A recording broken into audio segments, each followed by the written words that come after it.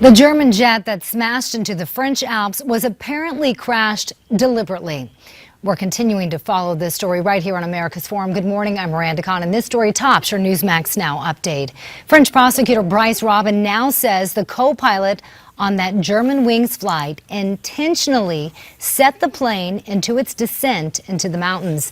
This is coming from the cockpit voice recorder. The pilot had apparently left the cockpit and was locked out. He can be heard trying to break through the door. The co-pilot, identified as Andreas Lubitz, was not on any terror watch list as far as we know.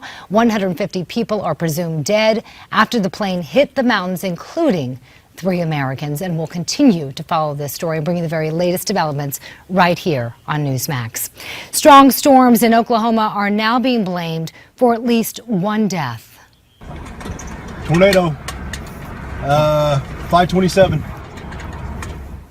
You're looking at video just coming in. A tornado blasted through a mobile home park just west of Tulsa, killing 1 person and leaving dozens injured.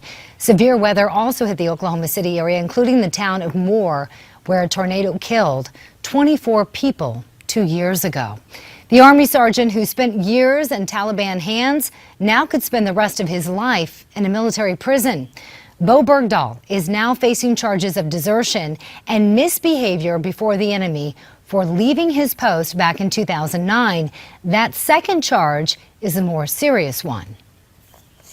With desertion, with intent to shirk important or hazardous duty, and misbehavior before the enemy by endangering the safety of a command, unit, or place.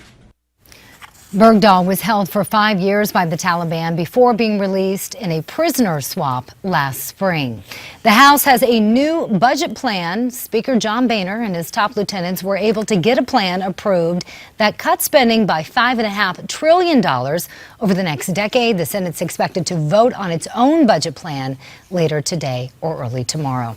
Well, it looks like the disappearance of a California woman and the report that she was being held for ransom was all just a hoax. 29-year-old Denise Huskins was found 400 miles away from her boyfriend's home outside San Francisco. He had initially told police she was kidnapped. That now appears to be a lie.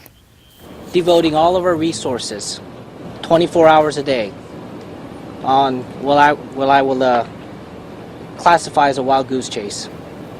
It's a tremendous loss. It's disappointing. It's disheartening.